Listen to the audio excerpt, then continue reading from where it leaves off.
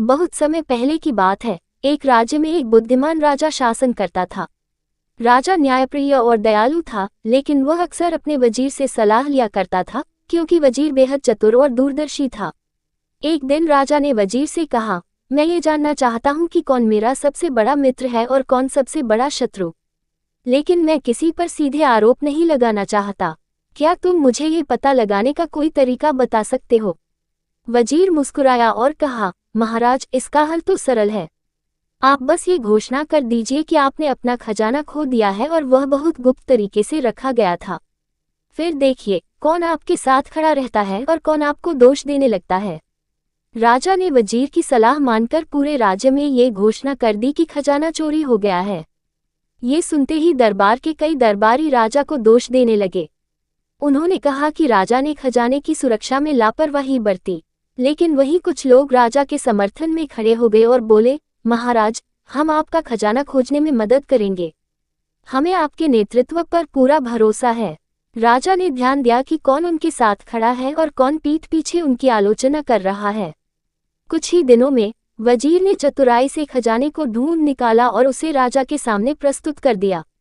राजा ने वजीर की बुद्धिमत्ता की प्रशंसा की और कहा, तुमने मुझे सिखाया कि सच्चे मित्र विपत्ति में ही पहचाने जाते हैं। अब मैं जानता हूं कि किस पर विश्वास करना चाहिए। ये कहानी हमें सिखाती है कि संकट के समय ही सच्चे मित्र और शत्रु की पहचान होती है। बहुत समय पहले की बात है। एक विशाल और समृद्ध राज्य पर राजा आदित्य सिंह का शासन था। राजा न केवल अपने पराक्रम के लिए प्रसिद्ध थे, बल्कि अपनी दयालुता और न्यायप्रियता के लिए भी जाने जाते थे। उनके पास एक दुर्लभ और अद्भुत खजाना था, सोने का तोता। यह तोता देवताओं का दिया हुआ वरदान था और कहा जाता था कि यह राज्य की समृद्धि और सुरक्षा का प्रतीक है। सोने का तोता आकार में एक वास्तविक तोते की तरह था, लेकिन पूरा शरीर सोने से बना था।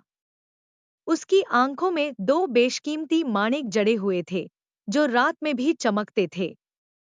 यह तोता केवल सुंदरता की वस्तु नहीं था, कहा जाता था कि वह भविष्यवाणी कर सकता था और संकट के समय राज्य को चेतावनी दे सकता था।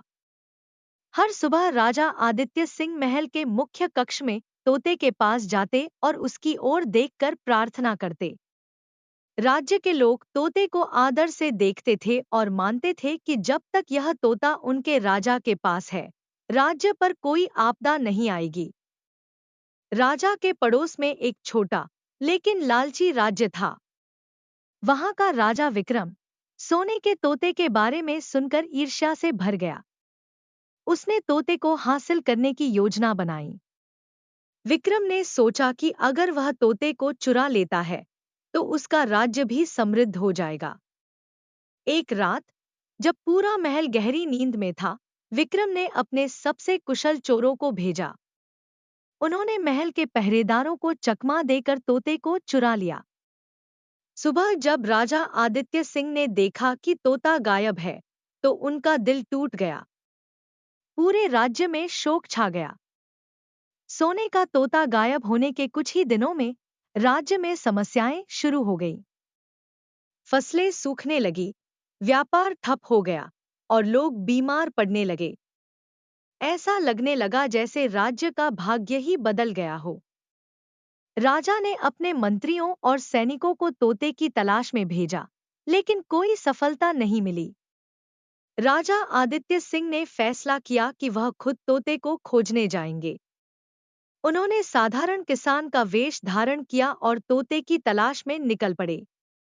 कई दिनों तक जंगलों, पहाड़ों और गांवों में भटकने के बाद उन्हें पता चला कि तोता पड़ोसी राजा विक्रम के महल में है। राजा आदित्य सिंह ने विक्रम के महल में प्रवेश करने की योजना बनाई। उन्होंने एक साधु का वेश धारण किया और विक्रम के दरबार में पहुंचे। उन्होंने अपने जादुई खेलों और ज्ञान से विक्रम को प्रभावित किया। विक्रम ने साधु से अपनी इच्छाओं को पूरा करने के लिए कहा। राजा आदित्य ने विक्रम से कहा कि वह अपनी सबसे मूल्यवान वस्तु उन्हें दिखाए। विक्रम ने गर्व से सोने का तोता साधु के सामने प्रस्तुत किया। राजा आदित्य ने एक जादू की चाल से तोते को जीवित दिखा दिया और कहा कि यह तोता केवल सच्चे और न्यायप्रिय राजा के साथ रह सकता है। विक्रम डर गया और उसने तुरंत तोता राजा आदित्य को लौटा दिया। राजा आदित्य सिंह तोते को लेकर अपने राज्य लौटे। तोते की वापसी के साथ ही राज्य की समस्याएं खत्म हो गईं। फसलें फिर से लहलहाने लगीं, व्यापार फलने फूलने लगा और लोग खुशहाल हो गए। इस घटना ने राजा को सिखाया कि सच्चाई और साहस से किसी भी समस्या का समाधान किया जा सकता है। सोने का तोता फिर से राज्य की समृद्धि का प्रतीक बन गया और राजा आदित्य सिंह ने अपने राज्य में हमेशा न्याय और दया का शासन जारी रखा। सीख: लालच और ईर्ष्या बर्बादी का कारण बनती है, जबकि सच्चाई और साहस से जीवन की हर चुनौती को पार किया जा सकता है। गांव कसमपुर में भोलू नाम का एक साधारण और दयालु व्यक्ति रहता था। भोलू की एक छोटी सी मिठाई की दुकान थी, जो उसकी रोजी रोटी का सहारा थी। भोलू जितना मेहनती था, उतना ही मददगार भी।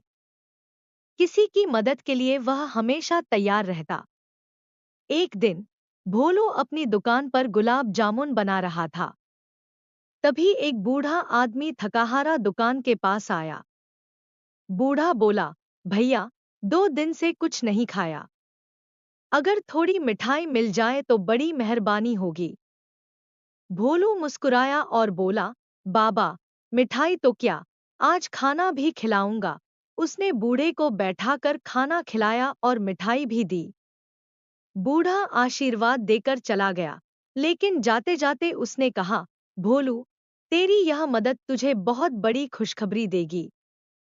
बस हमेशा दिल से काम करना।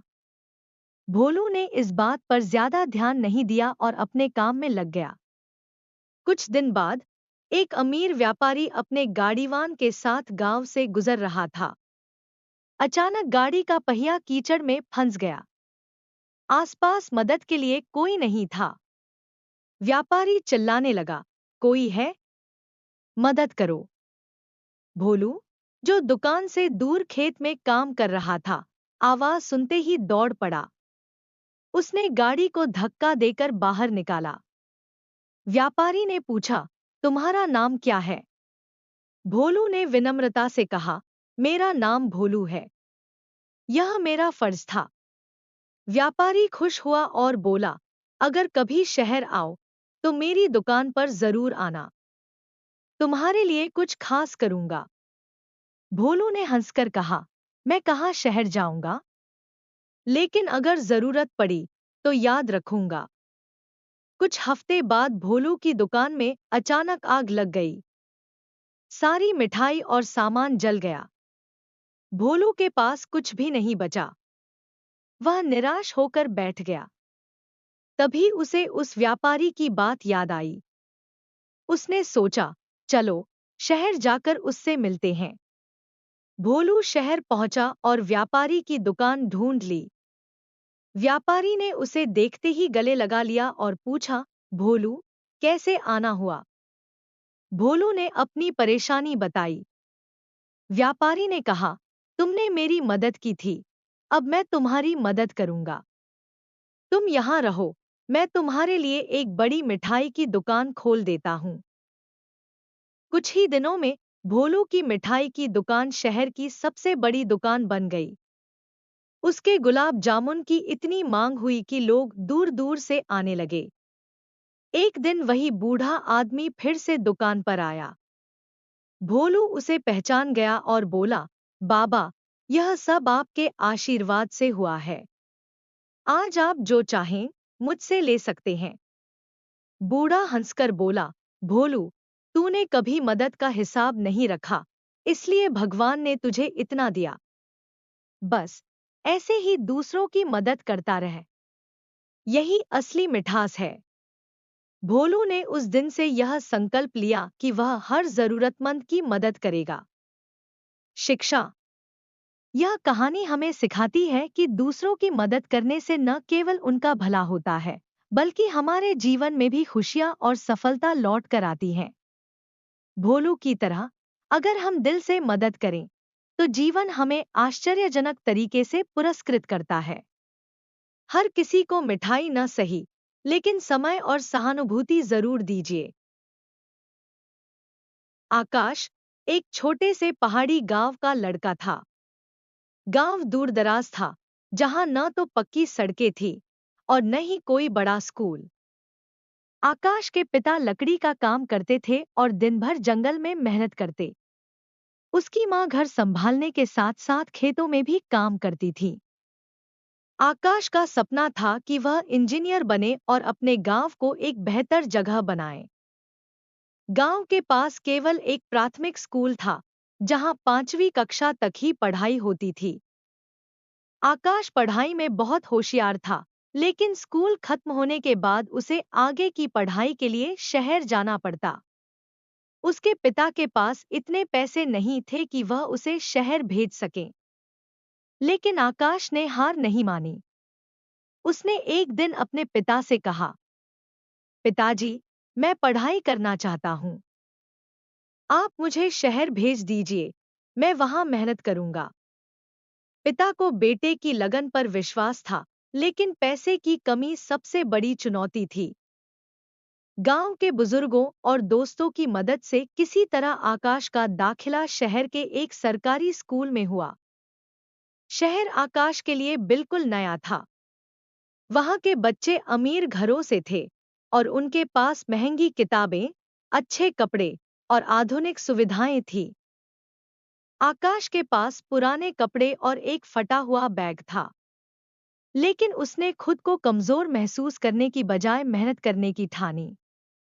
वह स्कूल के बाद एक छोटे से ढाबे में बर्तन धोने का काम करता और उससे जो भी पैसे मिलते, उसे किताबें खरीदने और अपना गुजारा करने में लगाता। एक दिन स्कूल में विज्ञान प्रतियोगिता की घोषणा हुई। यह प्रतियोगिता राष्ट्रीय स्तर की थी और विजेता को इंजीनियरिंग के लिए स्कॉलरशिप मिलने वाली थी। आकाश ने प्रतियोगिता में भाग लेने का निर्णय लिया, लेकिन उसके पास प्रयोगशाला के उपकरणों तक पहुंच नहीं थी। उसने स्कूल के प्रयोगशाला के इंचार्ज से मदद मांगी। इंचार्ज उसकी लगन से प्रभावित हुए और उसे स्कूल की प्रयोगशाला में काम करने की अनुमति दी। आकाश दिन-रात मेहनत करता।